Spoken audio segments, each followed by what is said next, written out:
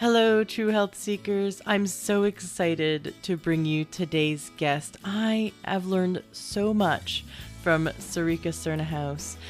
One thing she has figured out through her years of practicing holistic medicine is how to help people shift how they cook their food so that it maximizes the nutrition they're getting out of their food and also boosts all the health benefits from their food.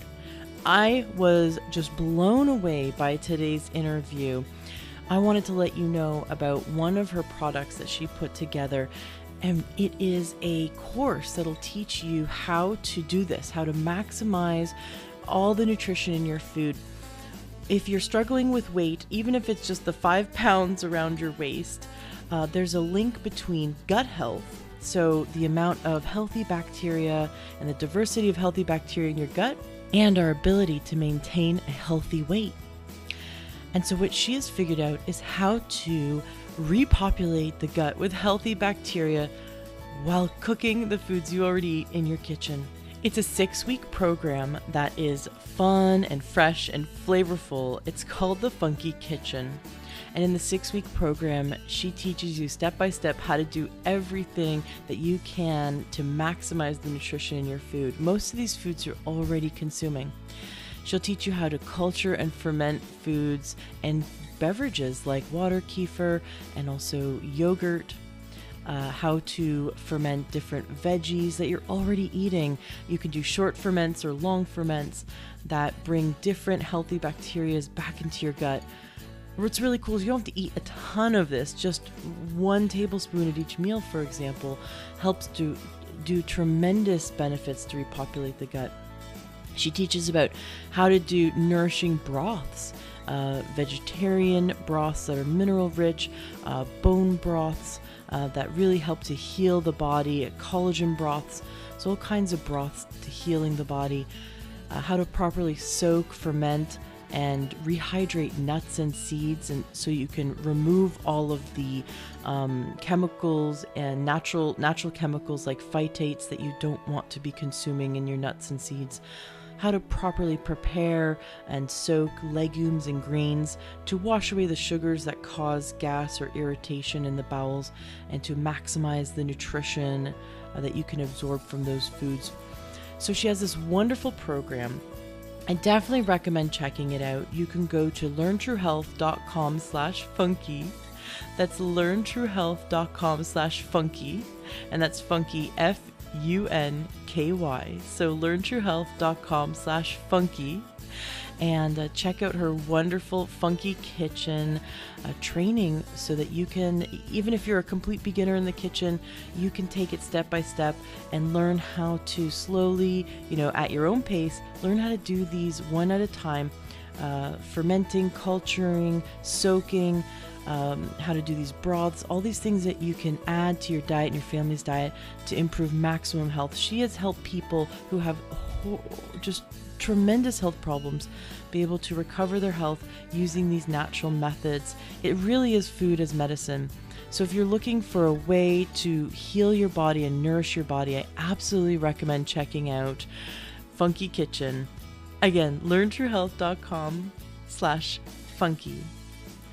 Enjoy today's episode. Sarica Cernohous is absolutely amazing, and I feel so happy that I could bring her information to you today. Welcome to the Learn True Health podcast. I'm your host, Ashley James. This is episode 119. This is going to be such a fun episode today because we're going to talk about one of my favorite conversations. We're going to have a whole conversation about food. Who doesn't love food? I have with us the most amazing guest.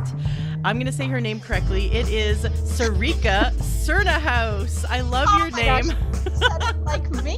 That is so good, Ashley. Wonderful. We cannot forget Sarica because she has an amazing book and she has such an amazing resource for us. And I love how she combines the traditional, I love the word traditional, but it's traditional holistic medicine. If you think about it, there's a medicine that we've been using for thousands of years, and it's really only in the last 150 years that we've turned away from nature to use chemical compounds. And it's so funny that only in the last few generations we've completely forgot that food is what nourishes us, and food is what feeds every cell in our body. And we wonder why, it's like 1 in 4 women get cancer, and we wonder why 1 in 3 people are pre-diabetic, and we wonder why now it's 1 in 68 children are born with autism, whereas 30 years ago it was 1 in 10,000. These statistics are on the rise. It is really scary. We need to stop giving our health up to someone else to take care of. We need to take care of our health. And today we have Sarica here to teach us how we can get in the kitchen, no matter, even if we're busy. Like, I am super busy, so I'm really excited, Sarica, for you to teach us how we can cook traditional healthy foods, meals, so that we can optimize our weight in a healthy way. I'd love to lose some weight eating healthy food while being a super busy mom. So I know you're here to teach us that today. Super excited about that. And I know my listeners are too. Sarica, welcome to the show. Well, my gosh, thank you so much, Ashley. It's super fun to be here. I love the way you brought it in because it's so true. I mean, we'll be talking today about food, but one of the hats that I wear that is really kind of the foundation of my thinking is in relation to my practice of traditional Chinese medicine. And, that's like a 5,000-year-old pursuit. And I have to say, when I first learned the theory of this medicine, I felt like it was a language that I had lost, that I didn't know had gone missing, and then it was returned to me. It was such a common and reasonable and yet sublime and powerful way of looking at the world, and that has really infused everything that I do. And the way I recognize the season I'm in, if a patient shows up and they've got something going on, I look at it with those eyes. And that's absolutely the eyes that I look at food and nutrition. It infuses into all of that. And so I just love that beginning that you gave of, we've stepped away from these things. It's crazy. It's crazy. 5,000 years we were doing one thing, and then in 150 years we can go, you know what? Man-made chemical compounds are smarter than nature. It's really amazing. Yeah, I mean, look at Doritos. Doritos is mostly man-made, mostly not nature, right? And we're feeding man-made things, synthetic, altered things to our cells, and we expect us to have optimal health. I know. And it's an amazing thing. I know it is. I'm not innocent. I'm not innocent at all. I will go for the thing that's delicious, but I need to step back and go, I'm choosing to put food in my mouth because it's yummy and not because it's the fuel for my 35 or 37 trillion cells. Correct. Exactly. And to me, I find it's great when we can find that marriage between these things. What happened, to most of us, if someone's listening to this, they've been reared in this kind of modern setting around medicine and food production. And our taste buds and our brains and even the way that we relate to food has been hijacked by this pattern of the way things should taste, the way that they behave on our taste buds and the way that they react with our brain. And so when we've grown up being used to certain textures around foods and certain really bright, vibrant flavors that are very much exactly the way we want them to be every time, because that's exactly how they were the last time we ate them. When we look to bring in homemade foods, just starting with something homemade, not even getting into the deeper considerations around how that food is prepared, that can take some getting used to. I mean, there's no doubt about it. I certainly loved myself some nacho cheese Doritos growing up. And so I know that. I grew up eating a fair amount of fast food, grew up eating a fair amount of ice cream. And so it's not that I, was raised on a commune, eating, that did not happen. Man, I wish I was raised on a commune eating local organic That'd be cool, I but know. yeah. But we weren't. So what do we do? What do we do? Exactly. I mean, the thing is that this design, this creative design of life vitality wants to just express itself. And so it doesn't take a whole lot to begin to shift things, but it does require a commitment to doing it, because I call it the low-hanging fruit syndrome. And what we do is we continue to go for the low-hanging fruit in our diet, in our environment, in the choices we make around our lifestyle, until our hand is forced to do something different. And it's usually some kind of distress that is going to make that happen. And it can be a distress in our own body, or it can be a distress in someone that we love. We get behind that. I mean, I certainly felt my own level of distress because of, those early beginnings around food and lifestyle choices. It didn't help. I was the skinny kid who could apparently eat anything and not gain weight. But there were much more insidious issues that were happening to my body that were not as obvious as weight gain. But it wasn't until I had my issues, causing me distress, but then having a child and beginning to see some issues springing up in my child, that moved the dial in the most significant way in terms of, okay, I'm stepping away from these choices of low-hanging fruit. And it's kind of funny, because when it came to my son and the things that I saw developing with him, I think in many ways, people would say we were doing anything but making low-hanging fruit choices. We were eating organically. We were spending an awful lot of money at the grocery store.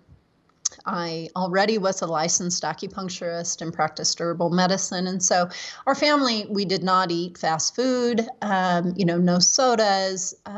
We were eating a gluten-free diet. Mm-hmm. So I think most people would look at that and think, that's not exactly low-hanging fruit, but it was an evolution of getting to that point. And then even at that point for our family, I found that it still wasn't enough.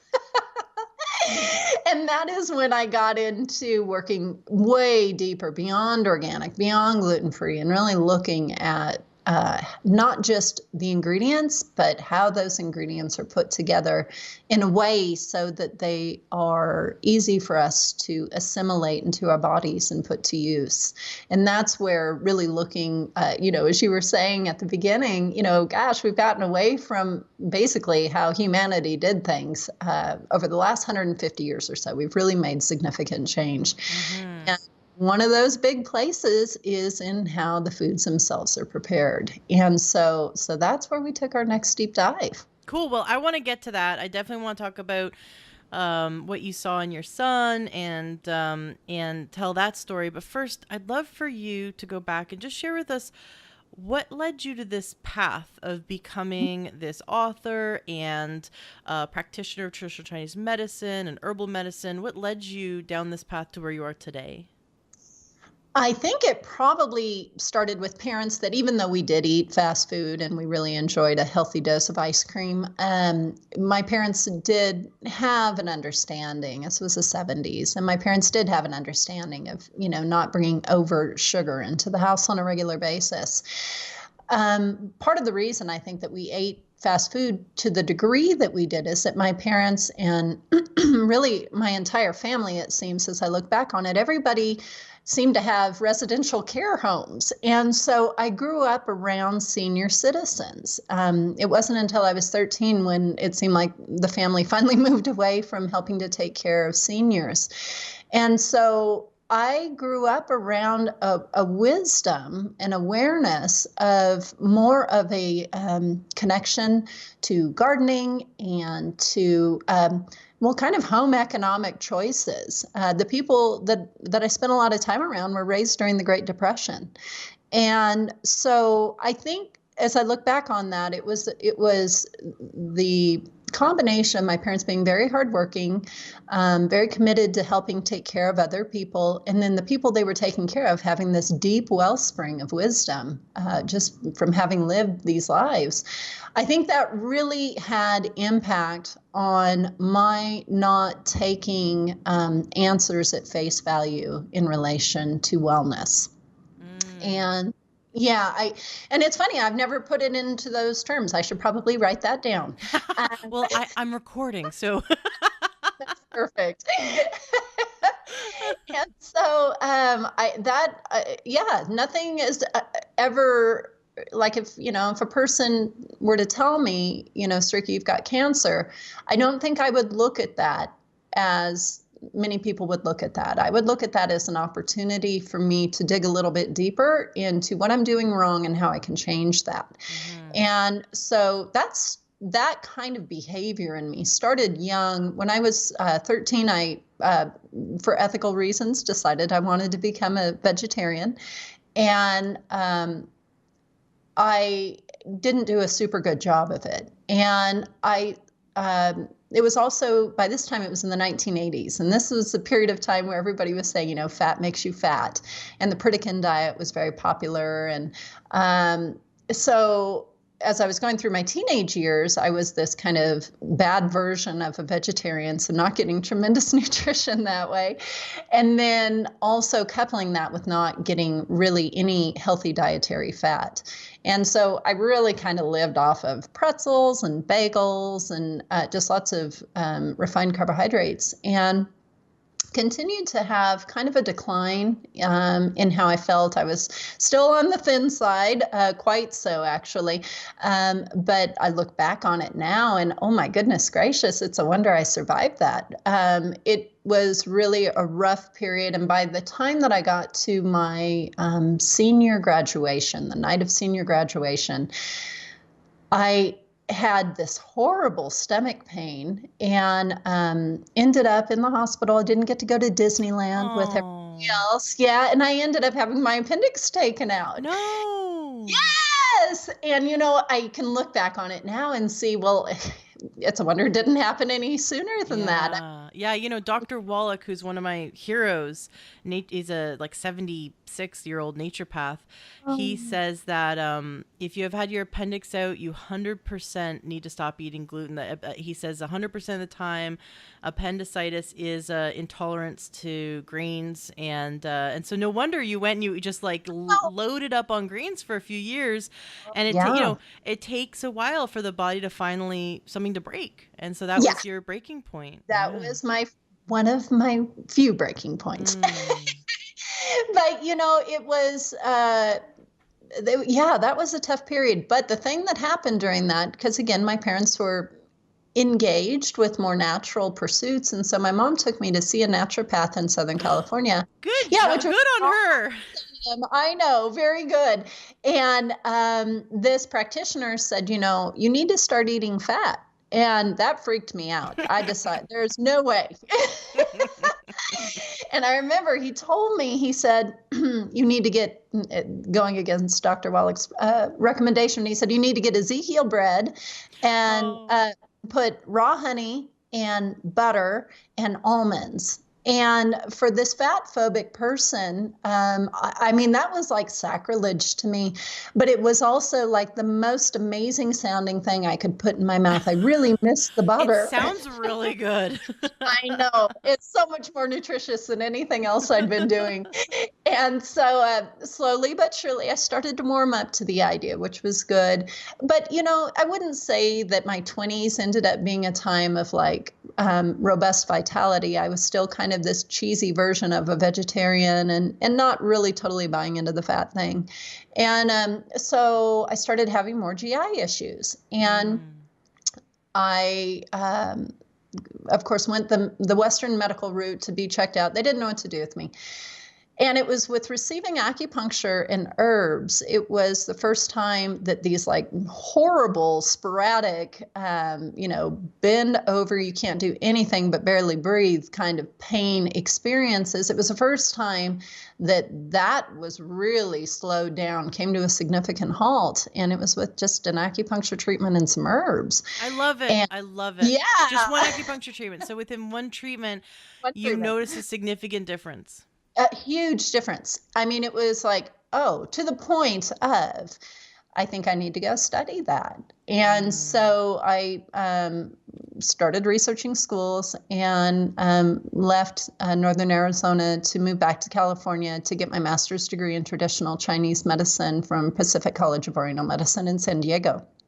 And it was interesting because I had, up to that point, I'd gotten my bachelor's degree in business, and I was working as the head cashier at the natural food store in the town I still live in, Flagstaff, Arizona.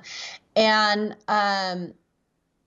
kind of like the gist of how we all were living was, it was lots of colonics. It was basically vegetarian, lots of soy foods, and lots of, fake meat products that were gluten derived and that sort of thing. And we just thought we were just riding high doing the right thing. And so I thought I was going to pull up, to this new school and like find my people there. And instead, it was a real kind of slap in the head of, whoa, just about everything I was doing was the reason I was still feeling so poorly. So that was very humbling. And it was good, though. At that point, it had been 14 years since I had begun my pseudo-vegetarian journey. And it was time for me to really look at what I was doing. By then, I think I was about 28 years old. And so that's when I made a little pact with myself that if I'm going to be bringing in meat, it's going to come from clean animals, and, being mindful of that, because it was still an ethical issue for me. Mm-hmm. And it still is to this day. Mm-hmm. And so that helped with my resiliency, bringing in some good amino acids, some good structure to work with that way. But the schooling itself was very demanding, and I wasn't taking care of my body quite as well as I should, even though I was doing better. Talk about a journey. Really, this was quite a journey. And I get done with school. That's, 4.5 years later. I blew my back out in the middle of it as well. And I look back on it, now, and I'm like, oh yeah, I can totally see how I did that. I was very tight. I was a lot of stress. And I was not nourishing myself at the level that I do now, and that I encourage people to do. And so the fundamental components of having pliability in my body were totally compromised. And so I blew some disc tissue out and treated that conservatively, Alexander technique, acupuncture, chiropractic, that sort of thing. Got done with schooling, moved back to Arizona, and started my practice, and met my husband. And within a month, we were pregnant after we were married. It was like, boom, we were married. And really, just within a month, we were pregnant. It was amazing how fast that changed for me. In that period of time, I still wasn't being super awesome about taking care of myself. And it was a big shift for me emotionally to become a parent. I had created this entire kind of lifestyle to live in Northern Arizona and be an acupuncturist and have the lifestyle I wanted to live. And my husband and I, when we married, one of the things that really forced our hand on the marriage was he had been offered a good position in another town that was nothing like where I wanted to live, but I could see it was good for him. And he wasn't going to take it unless I felt okay with it. But, you never know until you get somewhere. So we moved to this very small, remote town. I become pregnant within a month. And I totally had like fuzzy head. I couldn't think. So I had thought, well, I'll continue to see my patients in Flagstaff and at the Grand Canyon. And I could tell very quickly that had gone away. Like I was forgetting appointments, things like that. And so I had to let go of my practice. And that had really been kind of my identity. And was an exciting thing for me. And so to let that all go and to be in this small town, that pregnancy for me really was a time where I didn't feel well, and it was sad. And when I got through with the pregnancy, and my son was a big baby. He never wore newborn clothes. He was over 9 pounds, and I delivered him vaginally. And so the reason I say that is I'm kind of a thinner frame, as I've alluded to. And so that coupled with having had the back issues that, I never had surgery for, plus just still not, excuse me, not being quite as nourished as I would have liked to have been going into that pregnancy as I look back on it. I came out of that pregnancy with pretty significant postpartum depression. And my family was in California. My husband's family was in Wisconsin, and we were living in this little tiny town in Arizona. And, we don't have any family. So it was a very kind of solo, sad, intense time. I was grateful that my son was beautiful, healthy, all of this. But I was in pretty rough shape. And when he was about 10 months old, I started having the GI issues again pretty badly. And I ended up with pancreatitis secondary to a gallstone obstruction. So I never quite resolved that because I wasn't taking care of myself the way I should have been. And I know it sounds like I'm probably flogging myself, but as a practitioner and the things that you learn, you cannot help but look back on what you've done and just go, oh, my dear, it's no wonder that happened. And so it's not that I'm upset about it with myself or anything like that. It's just I can see what I had done or not done. And so I ended up in the hospital, had one surgery to remove the blockage and resolve the pancreatitis. And then a couple days later, I had a surgery to have my gallbladder removed. And here I am. I'm a natural health care practitioner, and I was feeling pretty remorseful about all of that because I felt, gosh, there should have been a better way than losing another part of my anatomy. And then the next thing you know, within a month, I'm pregnant with our second child. And my husband and I just have no problem getting pregnant and having really big babies. And so I had Laurel. And again, she was actually a little bit bigger than Grant had been. And so at the end of that period, I really had taken a toll on my back. And within a year, I ended up actually needing to go in for lower back surgery. And so I share all of that because that is like kind of a messy history for someone who's a natural healthcare practitioner. And you would think that I'd really be stepping up to the plate regularly, but it wasn't until Grant was about 4 years old or so. And like I say, organic, gluten-free, like we were doing, so many right things. And I took him to the dentist, and the dentist came out of the room and she said, your son has so many cavities that we're going to have to actually extract some of his primary teeth. And it was so bad. I mean, not like I broke down or anything there, but it was such a check-in with myself of, man, what is going on here? This isn't right. Like, this is not vibrant living right here to have your child allocating resources at a physical level to discern if he should have teeth or if he should just keep his brain functioning. And that's really how I saw it. It was like, why is his body needing to allocate? Why doesn't he have what he needs to be able to put the mineralization to place in his teeth? And if that's happening at the teeth, where else is that happening?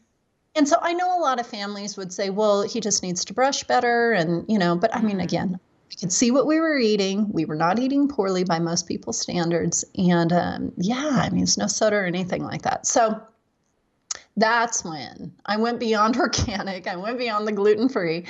And I looked at the preparation of the foods. And that's when I really started going deeply into traditional food preparation methods to help pre-digest foods so they're more bioavailable to the body, and also taking out components that are naturally occurring through these simple processes so that we are able to have a wider variety of the foods that we're eating, and they're not harming us.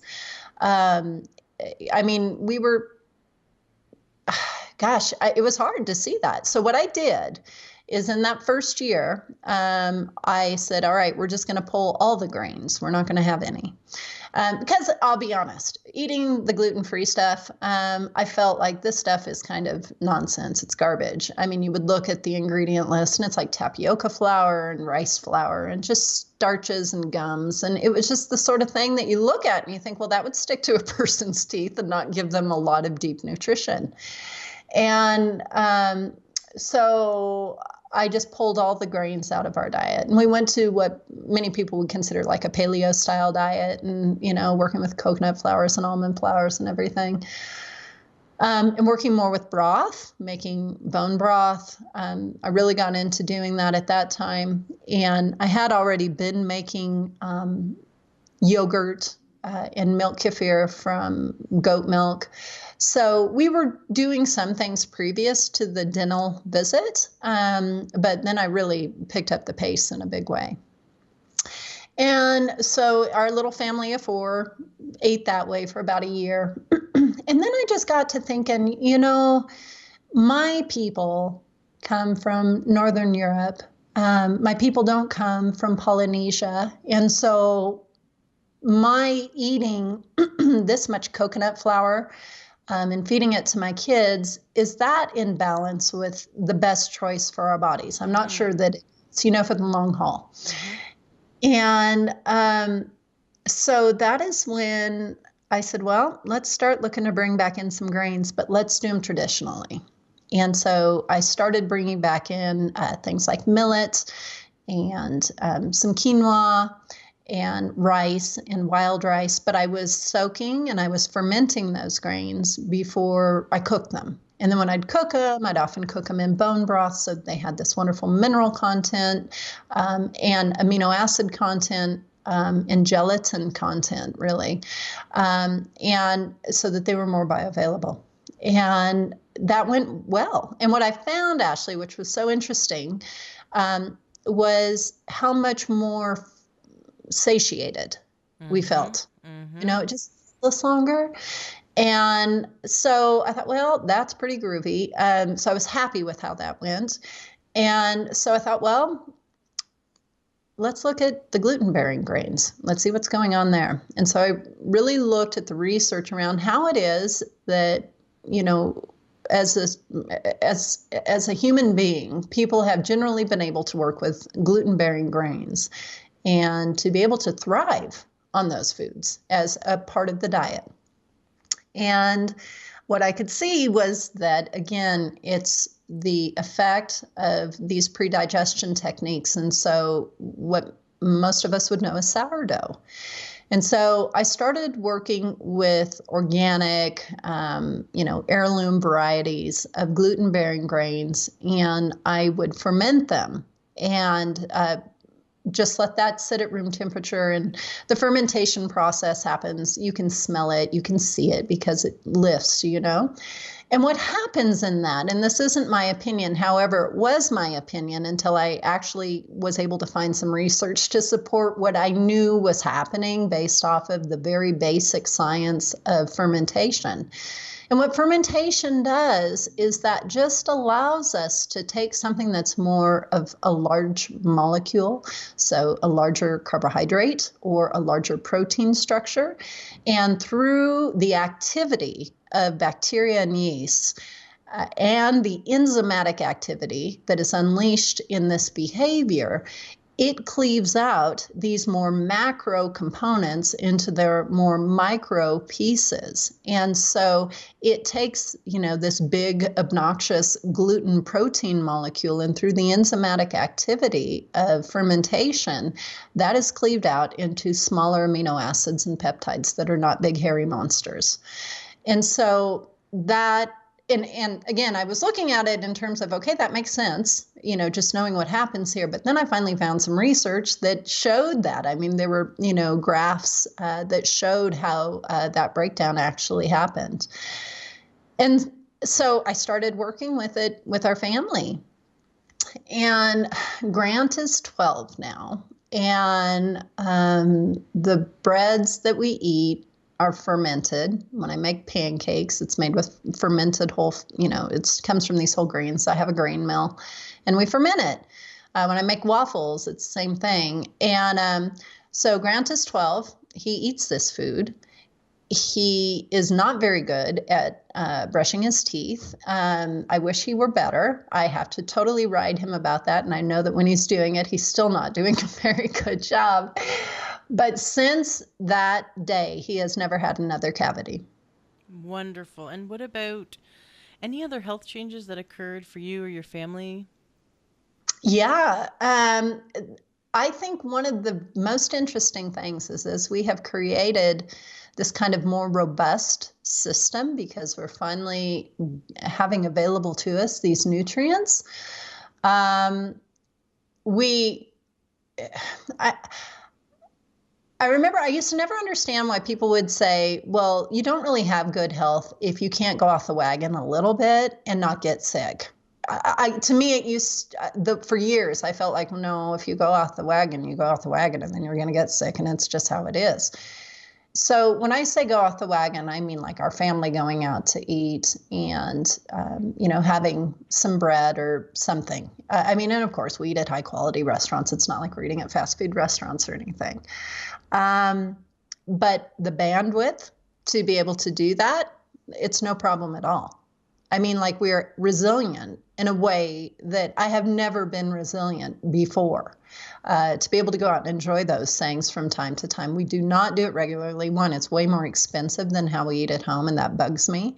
And quite often, I just feel like it's not near as tasty as what we make at home anyway. But sometimes it's a really fun thing to do. And we don't come away from it, like exhausted because we're having a big sugar crash that day or catching what seems to be a cold or something like that the next day. There's just a level of resiliency and vitality that is just the norm. And I'm so amazed at that because I just turned 46 last week. And I mean it when I say this is the strongest and healthiest I've ever been. And it's so cool to see my kids growing up like that, just being strong, smart, having no problem. I expect that my children will have no problem with their blood sugar, with their concentration, with their energy and their engagement, going 5, 6, 7 hours between meals with only water in between. And it's because they are well fed. And their bodies are working in a very efficient manner. So all things are being what they need to be. You're talking about a lot of fermented foods, and that's repopulating the gut with the healthy biome, the healthy flora that we need. So all those healthy little bugs just it's amazing. I've heard something like we have between 2 and 3 pounds of healthy bacteria in our gut, and even one course of antibiotics completely wipes it out, and it can take years and years and years to repopulate that. But what happens when we wipe it out just with one course of antibiotics is that the bad bacteria kind of takes over the space, and then it's like trying to get gangs out of your neighborhood.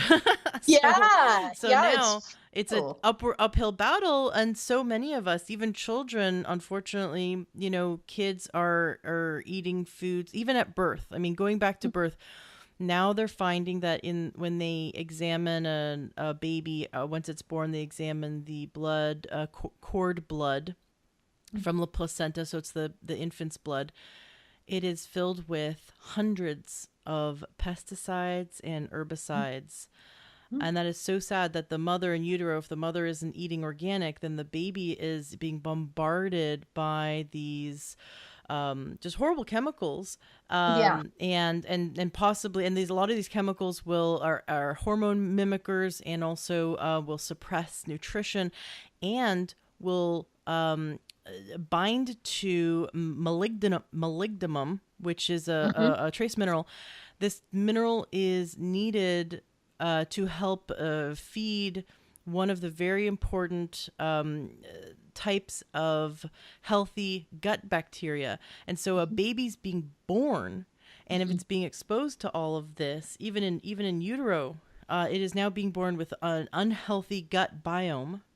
Right. And so then, you have an infant that's 3 months old, 6 months old, and they're getting ear infections because maybe they're eating a formula that has cow milk, right? Because it's Correct. Naturopathic physicians will say that and I'm sure acupuncturists will also say that the first thing that these health practitioners recommend that parents do is take their baby off of dairy, because dairy is the number one culprit to causing ear infections. But an MD, a pediatrician, would have them do antibiotics. And so right off the bat, now we have a baby who's probably being vaccinated, which also affects their immune system, probably has a disrupted biome from utero because the mother wasn't eating organic. And then on top of that, now they're on antibiotics. So now the antibiotics come in and completely, wipe out and leave the child vulnerable. And they're only months old, and maybe they're not even doing breast milk, and so then there's absolutely no way that child is going to get any kind of healthy biome back, the healthy bacteria. And if they're just on formula and the mother isn't giving them any kind of probiotic in their bottle, this child is going to, for the first year of their life, there's no repopulating the gut, right? And so now we're setting up this child's life without helping them have a healthy gut biome, and that is the immune system. It is. And, exactly. Everything you said, it's unfortunately true. One of the other things too, though, when a child is put to formula, is that the flavors that would come through the breast milk based off of what the mom would be eating, that also goes missing. And so the child's palate is set up to be attuned to sweet, bland. And so really from the beginning, we are setting up a child to want to basically have like a white bread existence. Oh my gosh. It drives me crazy when there's these 4-year-olds that will only eat, my kid will only eat hot dogs and Wonder Bread, or my kid will only eat Kraft Dinner. I can only feed my kid Fruit Loops. It won't eat anything else. Right. And I mean, I didn't grow up that way. It's like I grew up, the food in front of me is the food you get or you starve. Yeah. You know what I mean? Like what happened to us as parents in the last 30 years but now I'm a parent, so I can't, I cannot rip on other parents, because if my kid, I give my kid something, and if he doesn't want it, I can't force him to. And it's, my kid's now 2 years old. I can't be like, well, you're going to eat that or you're going to go hungry, because my kid's skinny to begin with. Right. And so I'm like, you want to feed your kid. The number one rule is, I remember my doula said to me, when my baby was 5 days old, is the first rule is the baby gets fed. The first rule is the kid gets fed. We got to feed the kid, but it comes a point where we want to get them set up for success. So we're helping their gut. So we're thinking of the foods in terms of not as what tastes good, because a lot of us as parents want to just be like, okay, we want to give our kids something that tastes good so they eat it, right? But we have to think of what is going to feed that gut, what is going to help the body heal and help the body nourish and absorb what's bioavailable, because I want to set my kid up so that when my kid is 12, like your kid, he can go to someone else's house and eat junk food like one day a month and it not affect him. When I was a kid, like I grew up in a household where we were mostly grain free. We had, plain yogurt, right, for the, whatever. And then we had no junk food, and I grew up on soy milk. And it was just like, my mom was trying to be very healthy, crunchy granola. And I wasn't allowed any sugar. There was no sugar in my life and no cereals. And then I'd go to a friend's house and eat, the standard Canadian diet, because I'm from Canada. Pretty much the same standard American diet. Right. And I get a sore throat. I get burning in the eyes. I'd feel sick. I would be sickly for days because I ate like, quote unquote normal food. Because I was so used to eating clean, but it's that I had the same experience that you had where I was not eating to set up my body for success. So my body was so strong that I could handle kind of like eating, diversely Nonsense. Once in a while. Right. Exactly. So how do we do it? You're exactly, it's funny. There's a test for everything these days, it seems. And so I did a test of my gut biome, which required a stool sample. And it was a test to see kind of how I am shaping up to other people who've sampled. And it was like one of the prouder moments I have had. I was going to say, did the lab send you an award? It was so great. Yeah. I mean, there are only 9% of the population who have a more diverse gut population than I have. And of those who have tested, of course. And so, but people who are testing that, they are kind of concerned about their wellness. And so I was like, woohoo, that felt pretty all right to me. The diversity is such an important thing. That comes by eating a diverse diet. And eating a diet that is nutrient dense. But what I see people doing is they think nutrient dense also needs to mean complex. And to me, that is not the case at all. And in fact, my feeling is that with the challenge, of getting set up like you were talking about with, babies today, and then growing up in this world and living, a standard life, most people at the level of their gut are so challenged. And so eating super complex meals is more than they can handle. And when we look at that from the perspective of Chinese medicine, this kind of level of intense complexity, that actually lends itself towards stagnation. And where stagnation happens, that means things are not flowing well. And they're not flowing well in digestion. They're not flowing well in the ability to take the nutrients that we're putting in our mouths and put them to use. It shows up then as, of course, nutrient deficiencies. And those nutrient deficiencies can present in any number of ways. In Grant's case, when he was little, it was stagnation from all the organic but gluten-free, highly refined foods he was eating. That's my belief. And so he was having stagnation and nutrient lack of availability.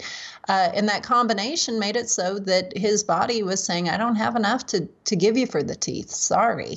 So that can show up in different ways in different people's lives based off of their different circumstances. And so I teach to other healthcare practitioners. And one question that I get a lot is, how much fermented food should I be eating? And I think in the West, we think, well, if a little's good, a whole lot more is a whole lot better. And in fact, I don't think so. I've had that experience with kombucha. I was like, well, this tastes pretty good. Why don't I drink 8 ounces of it? And I learned my lesson. Yes, you did. The thing about kombucha is a great example because kombucha tastes a bit like apple cider vinegar. And the flavor profile alone says to you, this is nice. It kind of makes me want to drink maybe a little bit more. But if I drink too much, it's going to make my tummy feel burny.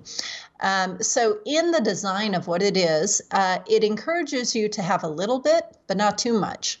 And so honoring that is incredibly important. And so bringing in the variety that comes from taking a bit of fermented this and a little bit of fermented that. So, maybe a fermented pickle. So, or, maybe having that with lunch and maybe a little bit of grass-fed yogurt at breakfast, maybe a spoonful of sauerkraut or a glass of water kefir at dinner, just a small amount, like a spoonful or, a quarter cup, something like that. That is going to have billions and trillions of different varieties of bacteria and yeast that are going to be beneficial for our system. And they're going to be coming into our body in a format that is in the perfect design of nature. It's not going to be a monoculture of taking a probiotic capsule that we dump into our child's formula or that we ingest ourselves as a capsule. I think we have to think of it in terms of agriculture. And if we have one crop that we continue to grow year after year after year without replenishing the soil with other nutrients, we are going to deplete the soil eventually of what is needed to have a healthy crop of that going forward. It's no different with taking a probiotic capsule. Those strains that are in that probiotic capsule may or may not be the strains that are most beneficial for your needs or your child's needs. So when we take them day after day thinking we're doing something good for ourselves, we are creating a monoculture, very much akin to this kind of thinking around agriculture. And that does not breed diversity. Diversity is where we find the capacity to be able to go out into the world and play a little bit and not get hurt. That is not being so rigid, but it comes because there's a safety net of a lot of information to pull on so that the body can be responsive to what it comes into contact with. I love it. And I'm thinking to myself, how many ways could I get this into my kid? I know. And, I have to be honest with you, Ashley. I mean, my children, there are certain sauerkraut flavor profiles that they like a little bit of, but they don't like a lot of that. My daughter likes water kefir. My son doesn't like it. They both like yogurt, thankfully. The breads and the grains that they eat are fermented, but of course, that fermentation, the bacteria are actually knocked out when you cook. It's going to kill off the bacteria. But what you're left with are very digestible fibers, and that fiber is incredibly important because the fiber is what is the food source for the bacteria that are residing within us, as well as the fuel source, the carbohydrate fuel source for the single cell layer within the large intestine. And so when people are eating a diet that has no carbohydrate content, which really, I mean, we could say like an Atkins diet is like that. I see some folks who are doing keto style diets who approach it that way too. That over time, that is not, the body is going to figure out another way. The body likes balance. It's the Tao of eating. And when we pull on these traditional food preparation methods of our ancestors, it allows us to bring in that greater diversity. So again, the body has that safety net to work with. And one of those macronutrients, it's a three-legged stool, is carbohydrate. It's a quick energy source for our body. The way that we've been eating it in the West for the last 50 or 60 years has been something that is wholly not beneficial to us. But when we take that whole grain or legume or whatever, and we put it through at least a soaking, if not a fermentation as well, we make it easier for us to put to use in our body, and we take out some components that are known as anti-nutrients that can block mineral absorption, that can have impact on our ability to use proteins and for proteins to function properly within our system. And so after having had the experience of eating a very limited kind of diet as a family where we were just basically, veg and starchy veg and meats and eggs and then raw dairy, to bring back in this whole other component of greater carbohydrate content but prepared properly was really, it has been such an enjoyable experience after having taken that break because I think for many of us at the beginning of a health journey, we really do have to be a little bit extreme because we've gotten so extreme in our health picture. I certainly gave you a few examples of how my health picture got pretty extreme. And so we needed to pull back in a big way and really shift direction. But that is not a path of joy and inclusion, to live that way for the rest of your life. Right. Absolutely. Yeah. And if we think about, we've been, I don't know how long we've been on this planet. There's no one really knows, right? But let's say we've been on this planet 10,000 years. I think that would be very conservative, right? So we've obviously been here longer, but we can't really see any history past, we don't have any written history past like 6,000 years. Maybe there's some kind of scroll out there they found or some rock we, painted on. But let's say in the last 10,000 years, we've figured out how to survive, and without modern medicine, which is like, I don't even know how we did it, but we did it. And we didn't we survived for 10,000 years without soap and clean water. Right. How we did that, I don't know. We survived without vaccines. How we did that, I don't know. Without the 7-Eleven. And without Starbucks, I just don't know how we did it, but we did, right? And Right. And we figured out how to forage, and they say, talk to the history buffs. They say that we foraged until we eventually decided, like, oh hey, we've got a bunch of goats over here. Why don't we plant the wild grass in this one spot, and then we can feed the goats in this one. We'll keep our herd of goats in this one spot, because we're gonna bring the seeds over here and see if we can do it here. And I think it was like somewhere around Israel. They say. I mean, I was watching this really cool documentary about the history of agriculture, and I'm sure they also did that in China. It's really neat, actually. Total side note, to get completely sidetracked. When you look at the history of like shoes, right? It's neat that like right around the same time people, invented sandals in Egypt and invented sandals in China at the same time. And it's sort of that 12th monkey effect, or 13th monkey, where they're looking at it going like, what are we all connected somehow? Like, how did we all figure out how to like strap things onto our feet and go, sandals? Yes. Or like we all invented hats at some point, right? I mean, it's, we all had to come up with necessity, but it was cool. We all kind of came up with hats, and they all kind of look the same. And that's right. Or umbrellas. There's different cultures that never knew each other, and they all invented, some form of umbrella. So, but same with food. So we figured stuff out. So I'm sure that, the agriculture was kind of at some point being developed in different continents. Because it made sense. You look around going, well, I have to walk 10 miles to get this food, or I can bring the food over here and see if it'll grow in one spot. That's right. Pretty cool. Can I make this happen? Yeah. But time and again. we didn't have like, alcoholic sanitizer wipes. We didn't have, we didn't have any ability to like sanitize things. And now we're like, sanitization freaks, right? Like, if something drops on the floor, oh, don't eat that, Yes. But back then we used to like just eat off of rocks, right? And and we were mostly, if you think about it, we were probably mostly vegetarian, right? Because it was easier to catch a fish than it was a bear. Right. And so, or a bull, or, a chicken. I mean, we could chase a chicken a really long way and finally catch it. But for the most part, we were probably eating what was like hanging off of trees, or just falling off a tree, or something in the bush. Like, hey, I'm going to put that in my mouth and see if I can eat that.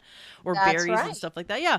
And so we figured out how to, like, like you said, the lowest hanging fruit is what we went for first, right? The easiest food to get. Because every day you wake up and you go, if you're a healthy person, you wake up and you're hungry. Like, that's something I learned from Dr. Molly Niedermeyer, another naturopath, is she said, if you have a healthy adrenal system, if you don't have adrenal fatigue, because most people have adrenal fatigue, they don't even know it. But if you have healthy adrenals, you wake up in the morning, bright-eyed, bushy-tailed, full of energy, like your eyes snap open and you're hungry. Yeah. And that's how kids are. That's how kids are. That's how kids are, right? And now I'm like, no, I'm not that way. So now I know every morning I wake up, I'm like, man, I've got some work to do, I mean, and I'm there at that point in my life where I'm doing the massive restriction, I'm gluten-free, and I'm doing the like, okay, what do I got to take out of my diet today? I'm in that like zone. Like, how do I keep excluding things because I'm thinking I'm going to figure out health by excluding. So now I'm sort of turning that around, going, okay, I've been doing the soaking of grains, and I noticed, because I was all grain phobic, right? And I switched over to organic brown rice and started soaking them, and I'd ferment it for 3 days. I was like science experiments in the kitchen. And then I'd cook it. And I couldn't believe my first, because for me with rice is that even if it's brown, is that at 45 minutes later I'm starving, right? And I think, man, this is like not the way to be healthy. Not at all. If I'll soak some lentils in some brown rice for like 2-3 days. I'll replace the water once a day to wash it off. And I mean, I'm just experimenting. I'm totally new at this, but I know it's good, so I'm trying.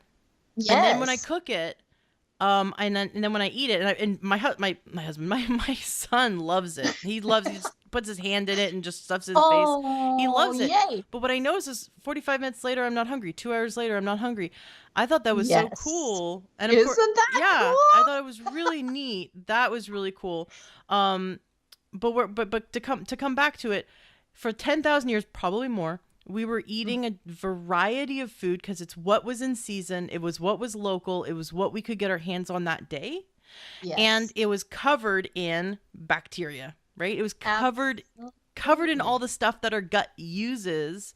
Yes. And so we were getting that diversity, which was then setting our immune system up to be strong. So if we came across something Yeah. that wasn't like fresh, it's I know. okay. We were able to handle it. And now in the last 150 years, we bleached everything, washed Right. everything. You have to clean everything. Pasteurized And everything. at certain point, this was good because this is how we got rid of a lot of those major illnesses by Of course. cleaning up our sewage. Figuring Of out course. but we need to come back to a balance. I think we swung so much in the Oh, it direction did. of clean that we've gone completely sterilized, and we've Mm-hmm. sterilized our food, Yes. and now it's dead. It's dead food. There's no nutrition. There's no Right. bacteria. So now we have to No. swing back. And I love that you said that you looked back to your roots. You can do like Mm. you can do a blood test and get your DNA and figure out, where did your Right. heritage come from. But it's Right. smart, like your body, your DNA, your cells, like because we've been here so long, your cells are set up to be optimal for the diet that your ancestors ate. And this is, I Yes. heard this from Dr. Diadamo, and he Mm-hmm. was actually my naturopath when I was 6 years old. Oh, my And dear. yeah, I know, it was like so cool. I'm such a big fan of naturopathic medicine and holistic medicine, and also of your background of traditional Chinese medicine. But he also proposed that let's why it doesn't make sense if your background is from Ireland that you're eating coconuts and Right. mangoes. Like it just doesn't make sense. Your body isn't used to No. that. So eat No. eat the foods that are from your region. That and that Yes. makes so much sense. But then we need to look at eating foods that are locally sourced to us, because Yeah. we want to eat foods that are healthy for our environment, healthy for our body. Correct. No, So and that's very important too. It's interesting. One of my good friends here in Flagstaff, I mean, like I always kind of come at it from the seasonal thing of, yeah, it's wintertime, citrus fruits available because, that's going to help us with the night blindness and it's going to help our immune systems with the vitamin C. You get to full summer and you've got these nice sugary, sweet fruits available to you. I mean, so, eating seasonally, but I'm thinking eating seasonally in terms of like what you would get at, the farmer's market or the natural food store or whatever. This friend that I have in town, he actually he's a foraging herbalist and teaches people how to survive in different outdoor situations based off of what's available to them when they only have themselves and the environment to work with. I love that. Oh my gosh, it It's is so so cool. amazing. And, one of the things that I learned, we live at 7,000 feet in Flagstaff. It's an alpine environment. And we used to live in the desert in Arizona, which is Sonoran Desert, low, hot. And the plants that grow there are plants that, if you slice them open, they're going to have a high water content, a high sugar content, and some of them even have a cooling effect, like an antifreeze kind of an effect within them. And so that's the fauna that's available there. Whereas up here where we live, the plant life that's available to us is very much geared toward helping with cold and flu season. So we have things that are high in vitamin C and our adrenal tonics. That's in like the pine trees. And excuse me, and with the we have aspen trees, and if you run your hands over the bark of aspen trees, it creates this white powder, and you can put it on your face as a natural sunscreen, which is very important at 7,000 feet in a sunny state. And so when we look at what is naturally occurring in our environment, it helps us to remember a little bit of who we are and that we're not so vulnerable as we think we are. And part of that vulnerability has happened in our lives because of the sterilization that you're talking about, this lack of getting out and being part of what is around us and recognizing our place in it. So yeah, we've really swung in one direction. I feel like the 80s and the 90s were such big times of just total sterility and irradiation and just kill, kill, kill. And we're shifting back now, and I'm so grateful for it, because we're kind of at that seventh generation point, where we look at generation after generation after generation, using many of these practices that we've talked about that are in the long run quite harmful because they're not in keeping with our design. And what ends up happening in successive generations is you see the offspring having weaknesses that the prior didn't have. Right, and epigenetics. It's total epigenetics. And on the same coin of epigenetics, it is in making small changes, like how we prepare our food and, of course, sourcing good ingredients. Those two things right there can be epigenetic switches to actually begin reversing within that person's life, and most certainly their offspring's life, for the good. Right. Yeah. Yes. So, Well, we're seeing that the highest number we've ever seen in the history of man that we've been, tracking this, that the most amount of children having diabetes or pre-diabetes. Like, there is something seriously wrong. We are going down the wrong path. We need to stop. We need to immediately reevaluate what we're doing as individuals, because we can't make any difference on like a community level. We have to just, as individuals that are listening, we need to, as individuals, make these changes. And if enough of us make the changes, then we can kind of create that global consciousness, right? That tipping point. You get 5% of a population, or you get 10% of a population to do something, and it tips. Yes. For example, you remember how they were putting those hormones in cows, dairy cows, and then all of a sudden now everything's RBHG whatever free. Everything's now free of that hormone. You want to know? Yep. You want to know why? Enough people stopped buying those dairy products at Walmart. And Walmart was the one that said, okay, my customers, see, Walmart paid attention. And you think Walmart's this big evil corporation that's like sucking the life out of the universe. But Walmart went, okay, my customers don't want this hormone. And it was Walmart that was made the biggest stink about it and helped us to get the regulations going so that they stopped doing it. So they stopped using this hormone. Now Walmart's now bringing in organic because they see their customers saying, I want organic. And Walmart's going to do what its customers want. We can vote with our fork. We can turn this around, but we have to take the actions as individuals. We have to take the actions, and enough of us do. We can vote with our fork, and it's very powerful. I used to feel so powerless. And then when I started to look at, well, you know what, enough people get this consciousness going, we can make a difference. What you said earlier really struck me, that we can look at the environment that you're in, and let's say it's a survival, you're stuck in the middle of the desert, that we can that nature's so intelligent, and people can be religious or spiritual, God, universe, what you believe in, the higher power that you believe in, or if you're involved, if you believe in science. There's something so intelligent, and I think a lot of times we feel like that there isn't this connection between us and nature, but that it's so intelligent that nature will help you survive in the environment that you're in. If you were put in a forest, there's all the things you need, and I thought it was really cool that I've heard from herbalists, and you probably know this as an herbalist yourself, that in nature, if there's a poison, within feet of it is the remedy. Yeah.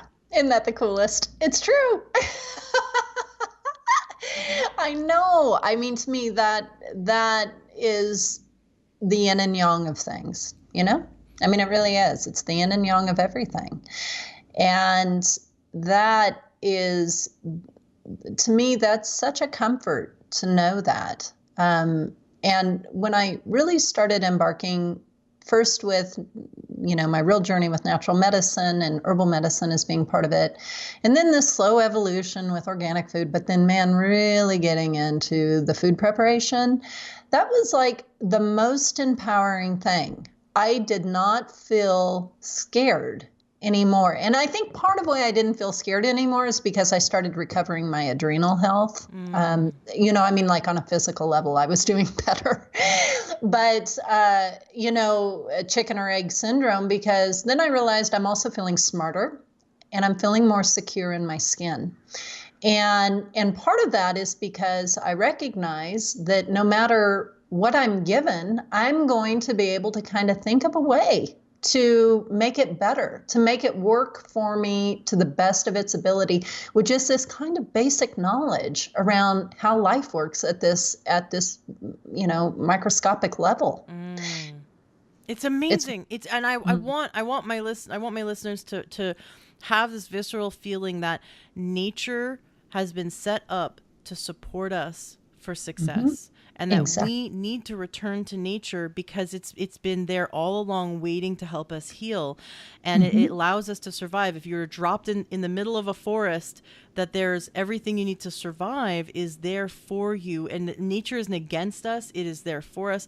So we need to return to nature and go and the things like what our ancestors figured out to ferment food so that it was actually healthier for us. I mean, it's amazing when you look at what the ancient cultures figured out. I mean, I'm like, I say to my husband, because I was talking the other day about like astronomy and how they figured out how to navigate from the stars, and they figured out how to make a sextant, this little complicated device, handheld device that they could map out the stars and navigate the oceans, all before smartphones. And my husband looks at me and goes, well, they didn't have iPads to play with. Like, they figured stuff out.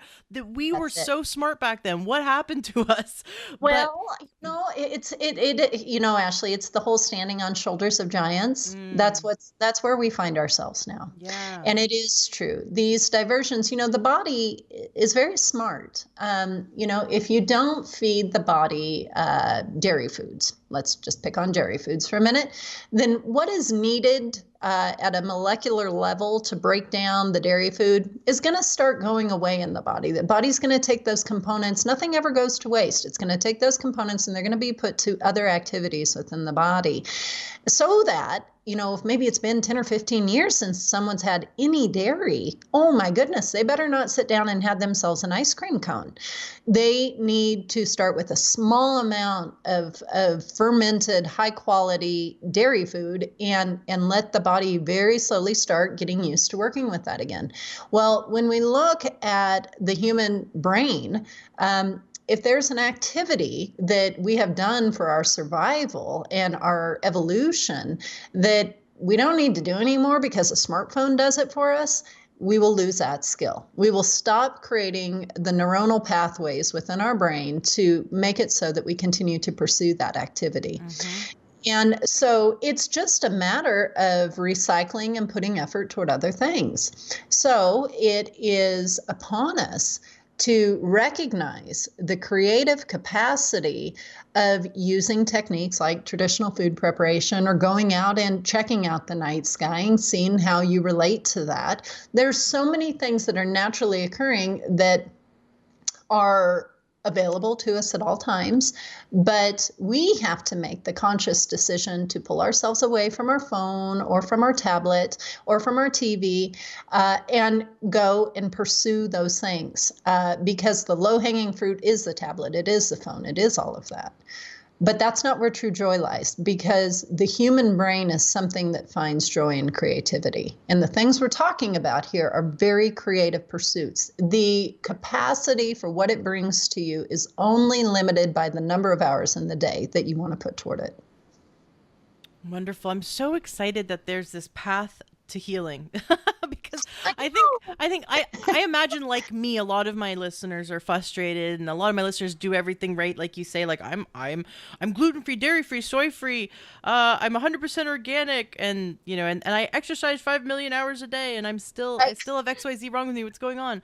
And so you're saying we need to come back to think about eating foods that are going to nourish the body on a different way. And so you have this concept about timing around meals. Can we get into that? Let's teach us how we can do what you do. Yeah. Well, to me, the timing is such an important thing. I do a lot of summits and podcasts and things like that. And, we'll talk about all kinds of things. And inevitably someone says at the end, okay, so tell us the best thing we can do for ourselves. And I really do try and think of something novel every time. And yet the thing I always come back to is you need to get more time between your meals. And I know that doesn't sound so inspired or exciting, but you have to give more time between meals. Because remember when we were talking earlier about stagnation and how that slows everything down in the system, and then things don't work right. So when it comes to eating, eating is actually something, if you stop and think of it, eating is a crazy thing that we do. We take a foreign substance and we bring it into our body, and then our body has to completely go through all of these alchemical changes to take, that egg and turn it into a strand of hair and some enzymes for breaking down proteins later on another meal we're going to be eating. So there is magic that happens within the body when we take in food and we convert it to what we need. So that requires a lot of energy, and it's an oxidative stress. It's also an immunological stress, because the body has to make sure that what's coming in is safe for the body. So there's so many energetic needs that are required for digesting a meal. And it doesn't even need to be a big meal. It could be a handful of almonds. It could be a bite of an apple. The body still has to go through all of these same processes. And so that's a big oxidative and energetic demand. So when we allow time between meals, we are not asking so much of the body in that regard. And in turn, the body can go about doing things like, helping to support the immune system, or building new tissues, making new pathways within the brain as we pursue something other than sitting down to another meal. So that in itself is a huge deal. The other thing about that too, though, is that when we say we're going to have time between meals, until we really teach our body to lean on its reserves and be what's called a fat burner, is the best way I hear folks saying it, then what we have to be sure that we're doing is that each meal, that meal's got to be very nutrient dense. But again, it shouldn't be too complex. And so it should be a meal that is deeply nourishing to you. It will help you to feel sustained and energized for at least 5 hours before you need to eat again. Sarica, teach me how to be a fat burner. I just did. Oh my gosh. I want to know. Give me the details. I'm telling you, 5 hours. It's magic. Minimum of 5 hours. And so this is the thing, Ashley. I mean, I kind of alluded to this. people, we don't realize how often we put something in our mouths. Like, people do not know that, like they're having, that they're snacking on a couple grapes or something. We just don't even think about it. The issue is that we as a creature, the human being, until, the last 150 years or so, it was a big deal to come by food and have food regularly available. And so by design, we are hardwired to want to eat when food is available, and we are hardwired to when we do eat, especially if it's carbohydrates, we're not always so good about saying no. We'll keep doing it. And because it's a quick energy source. And in the olden days of being a human being, those carbohydrate sources were not so easy to come by, and that were really easy, the low-hanging fruit again. And so we are hardwired to behave this way. And we are also, on a physiological level, we are hardwired that when we do eat, of course, we want to maintain some of that in our fat stores, because we don't know when the next meal's coming from an evolutionary standpoint. And so what ends up happening with the body is that if we continue to eat, and we eat within 2 to 3 hours of that last eating episode, we continue to kind of hold that energy in our body rather than beginning to tap into our fat stores. It's at around the 3.5 to 4 hour mark of having nothing but water from the end point of your last eating episode before the next one happens, that our body begins to shift hormonally into becoming a fat burner and starting to work on its own reserves of fat. And that is where we begin to become a fat burner. That's how that happens. And so that's what we have to do. The common action in modern times is for people to snack all the time. And again, we don't even know we're doing it. And folks will say, but what about a handful of almonds or an apple or something? It's still a snack. It's still everything that I just mentioned in terms of oxidative stress. So it is imperative that when the eating episode happens, it's enough to sustain you. And then you just go about your business and just drink water. No tea, no coffee, nothing like that. I'm not saying you shouldn't have those things, but they need to be small amounts tied into the meal rather than putting the strain on your digestive system and incorporating all of those activities again. So essentially you're triggering like mini fasts twice a day. Yes. That's brilliant. A day. Yeah, because then you've got your long fast from dinner, through sleep until the next morning. Mm-hmm. So it is brilliant. Yeah. I mean, because it does is it creates a nice little powerhouse, gives you the nutrients you need, building blocks, all that good stuff, and then you start to pull on the old reserves that you have. Mm-hmm. It's so amazing. That would also, there's this, I mean, I wish I could like remember all the science behind it, but when I sat down with a naturopathic oncologist with my friend who was planning out her sort of a game plan around getting rid of her breast cancer, and I had her on the show about a year ago. She's cancer free now, and and one of the first pieces of advice she got was do fasting several times a month, because fasting triggers this, biomarker. I don't even remember the science, but basically it sounded really smart that when you fast, it does something and kills the cancer cells. Can't survive. It like does something, and it's true. Yeah, it's really cool. There's a theory that and I kind of adhere to it. To me, it makes sense because it kind of goes into my Chinese medical thinking around stagnation.